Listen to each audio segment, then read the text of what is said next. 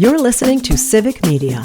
You can tune into any of our live shows on any radio station across the state with the Civic Media app. Find us in your phone's app store and listen anytime, anywhere.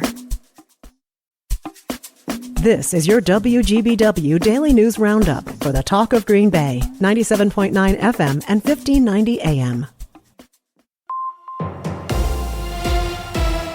For 97.9 WGBW News, I'm Lisa Hale. The dry weather and very high winds forecast through this Wednesday significantly increased fire risk across the state. Elevated fire danger resulted in 63 wildfires burning 135 acres this past weekend, and the Wisconsin Department of Natural Resources is continuing to suspend burn permits in 24 counties. Fire danger remains very high in all of northeast Wisconsin. Along with burning permit restrictions, the DNR will be staffing all available fire equipment across the state and shifting resources to areas with elevated fire risk. So far in 2025, the DNR has responded to nearly 500 wildfires that burned 2,000 acres. This is almost double the number of fires in a typical year, and 49% of the fires this year have been caused by debris burning. A Green Bay area homeless man pleaded not guilty Monday to killing his addiction sponsor and the sponsor's dog. 34-year-old James Dorr faces 5 charges, including first-degree intentional homicide and mistreatment of an animal causing death. A trial date was not set. His next court appearance is a June 13th status conference. The newest elementary school in Green Bay could be named after Packers legend Bart Starr, one of the 3 choices before the Green Bay Area Public School Board. Students from MacArthur, Keller, and Kennedy schools will attend the new elementary, funded by a $183 million referendum approved last November. The school board will vote on the name at its April 28th meeting. The election season is over in Wisconsin, at least for a little while, but not in Wrightstown. 1 week from today, unless a judge steps in, Wrightstown School Board President Angela Hansen-Winker faces a recall election. Nicole Verbetten, a West De Pere teacher and Wrightstown resident, is challenging her. A petition by other school board members collected 1,200 signatures to ask for the recall election. Hansen-Winker has challenged the certification of those signatures. The recall election is set for Tuesday, April 22nd. Wisconsin Senator Tammy Baldwin has introduced bipartisan legislation aimed at supporting businesses that rely heavily on winter weather. Meteorologist Brittany Merlot tells us more. The Winter Recreation Small Business Recovery Act would ensure businesses that rely on snow can get disaster relief funding during mild winters. It's an issue northern Wisconsin has struggled with in recent years. This would add snow droughts to the list of recognized disasters under the Small Business Act. Businesses who apply for disaster relief could be eligible for an SBA injury disaster loan. Chaos is the word that U.S. Senator Tammy Baldwin used to describe the roller coaster of tariff declarations, retaliatory tariffs, tariff pauses, and the stock market reactions over the past few weeks. I do think it's appropriate to have tariffs and other sanctions that can be placed so that we can level the playing field for our workers and our businesses. But when it comes to our allies, the 2 biggest trading partners Wisconsin has are Canada and Mexico. President Donald Trump paused the across-the-board tariffs last week, a move that Baldwin hopes becomes permanent policy regarding our allies. Baldwin made her comments during a virtual town hall meeting for her Northeast Wisconsin constituents last week. Wisconsin's #1 law enforcement official, the Attorney General Josh Kaul, will hold a town hall meeting Thursday night in Green Bay. The event offers citizens the opportunity to ask questions and share thoughts directly with the Attorney General. To register for the event, visit the Wisconsin Attorney General's Facebook page and click on the link. How much have state agencies spent on DEI efforts? Joanne Krulatz has the answer. Republican-ordered audits have found that Wisconsin state agencies and the University of Wisconsin system didn't track total spending on diversity, equity, and inclusion efforts. State auditors released the reports Friday as President Donald Trump pushes to end federal support for DEI programs. The audit found that neither UW nor the 15 state agencies that were examined specifically tracked how much they spent on DEI efforts in the 2023-24 fiscal year. However, the audit estimates that tens of millions of dollars were spent on such initiatives. Wisconsin Assembly Speaker Robin Voss has pledged to end diversity efforts in state government, saying that such initiatives are cancerous and that he wants a society that is truly colorblind.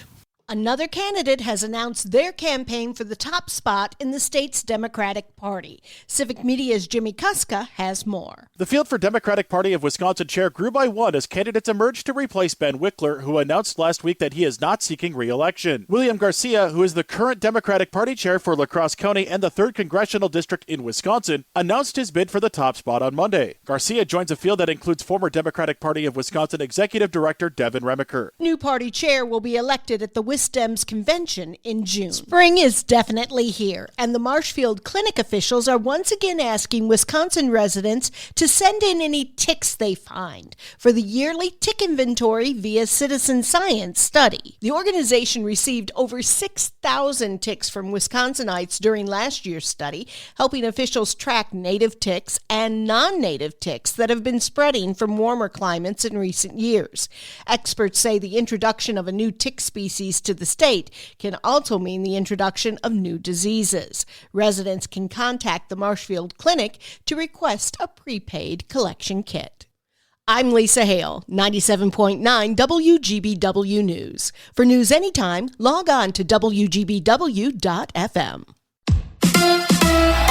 A bad night for the Brew Crew. Hi, I'm Mike Clemens with sports. The Brewers' first night back at home, and they lose to the Tigers 9-1. Detroit was up 9-0 by the 5th inning. Pat Murphy says the Crew didn't lose like this last year. Yeah, this is the 4th time we've been blown out in 17 games. We didn't get blown out 4 times in 162, I don't think.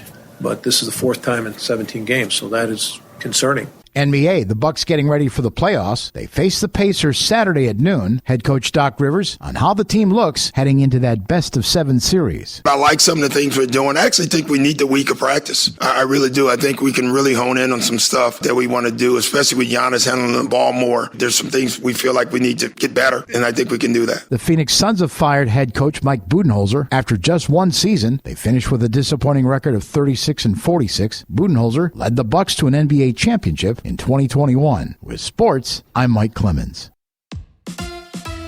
On your entertainment beat, I'm Pete Schwaba. Not sure if he slept in a tent or mud wrestled, but political rock star Bernie Sanders did make an appearance at Coachella over the weekend. The senator from Vermont took the stage to a huge response from the crowd before introducing Clairo and complimenting her on her activism. Sanders then performed an 18-minute guitar solo before smashing the instrument and kicking over the drums before exiting the stage and telling the crowd to off. Amy Lou Wood is lashing out at Saturday Night Live for going too far by making fun of her teeth. The White Lotus actress was no stranger to attention she received regarding her choppers, but said she was disappointed and called the teasing unfunny and mean. SNL cast member Sarah Sherman wore even bigger, exaggerated teeth. The sketch is available on YouTube if you want to judge for yourself. Despite the risk of getting vomited on or having a soda thrown at them, audiences still continue to flood theaters to see the Minecraft movie. It was tops at the box office for the second week in a row. According to Variety, the film showed an impressive hold in its second week, with the crowd size diminishing by only 50% in its impressive second week. The film is now at $281 million domestically and $550 million globally. Minecraft was the only movie that was not a new release in the top 5. Coming in at second place was the religious film King of Kings, which brought in almost $20 million just a week before Easter. 20th Century Fox's The Amateur came in third place with $15 million. A24's Warfare came in fourth place with a take of about $8.5 million. The film received rave reviews from critics and is beyond intense. And the thriller Drop came in fifth place with $7.5 million at the gate. In case you're scoring at home, the movie with the worst critic score was in first place, and 4 critics' darlings rounded out the top 5. Actor Mickey Rourke has been asked to leave the show Celebrity Big Brother due to behavior resembling that of Mickey Rourke. That entails using offensive language and mistreatment of others. First, Rourke used threatening and aggressive language toward a fellow housemate, and that was after he had already been warned for inappropriate homophobic comments to fellow contestant JoJo Siwa. And he always seems so well-adjusted. When Roger Ebert really liked a film, he would say 2 big thumbs up. And that makes sense on 2 fronts. My latest Pete pick is Warfare, a film about a platoon of Navy SEALs on a surveillance mission in Iraq that goes horribly wrong. It has a group of young actors who portray soldiers dealing with real-life war trauma. The film is written and directed by Iraq veteran Ray Mendoza. It's hard to watch at times, but the excellent direction makes Warfare the best war film I've ever seen. My thumbs aren't as big as Roger Ebert's, so I will say 2 medium thumbs up. For more showbiz fun, tune into Nightlight with me, Pete Schwaba, weeknights from 6 to 8 p.m. on the Civic Media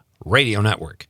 Windy with a mix of clouds and sunshine today. We'll get to the mid to upper 40s for a high this afternoon. The wind northwest gusting to around 35. Tonight clear, upper 20s to around 30 for a low. Tomorrow, sunny with highs in the upper 40s to low 50s. I'm meteorologist Sean Cable. Right now, it's 39.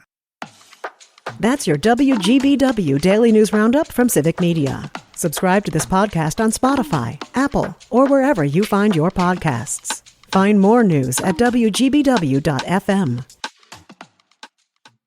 The national news cycle never stops, but it can be hard to find news about your local community. Civic Media is dedicated to providing quality local and state news coverage across Wisconsin. With the Civic Media app, you can get notifications about local stories that matter to you and your community. Find the free Civic Media app in your phone's app store and choose notifications from the menu to tell us what kind of news you want to hear about.